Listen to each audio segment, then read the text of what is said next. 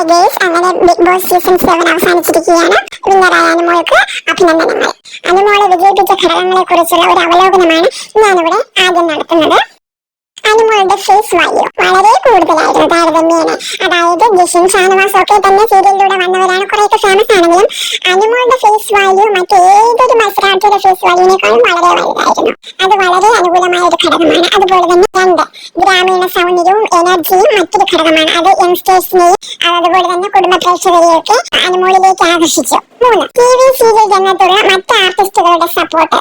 അതുകൊണ്ടെന്ന് മാത്രമല്ല, അവരുടേതായ ഫാൻസിനെയൊക്കെ ഈ ആർട്ടിസ്റ്റുകൾക്ക് ഇൻഫ്ലുവൻസ് ചെയ്യാൻ കഴിഞ്ഞു. അത് വളരെയധികം അനുമോളെ സഹായിച്ചിട്ടുണ്ട്. 4, അനുമോൾക്ക് മറ്റേതൊരു മത്സരാർത്ഥിയേക്കാൾ ഫാൻ ബേസും ഫോളോവേഴ്സും ആൾറെഡി ഉണ്ട്. അങ്ങനെയുള്ള ഒരു അനുമോളാണ് ഈ ബിഗ് ബോസിലോട്ട് വന്നത്. 5, എല്ലാവർക്കും PR ഉള്ളതുപോലെ തന്നെ അനുമോൾക്കും PR-ന്റെ സപ്പോർട്ട് ഉണ്ടായിരുന്നു. എഫിഷ്യന്റ് ആയിട്ടുള്ള അല്ലെങ്കിൽ പ്രൊഫഷണൽ ആയിട്ടുള്ള PR വർക്കിന്റെ എഫക്ട് ഈ വിജയത്തെ വളരെയധികം സഹായിച്ചിട്ടുണ്ട്.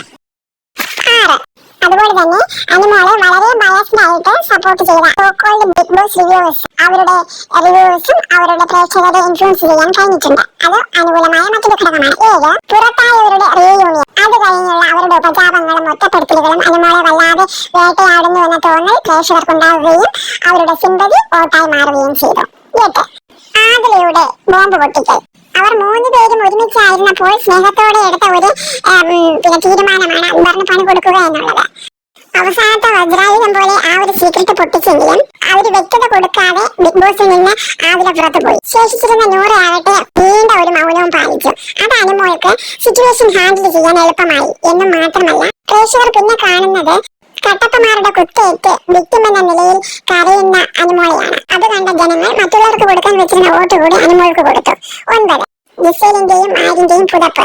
ഈ പുതപ്പ് വിഷയം കുറെ കുടുംബ പ്രേക്ഷകരുടെ സപ്പോർട്ട് കൂട്ടാൻ സഹായിച്ചു.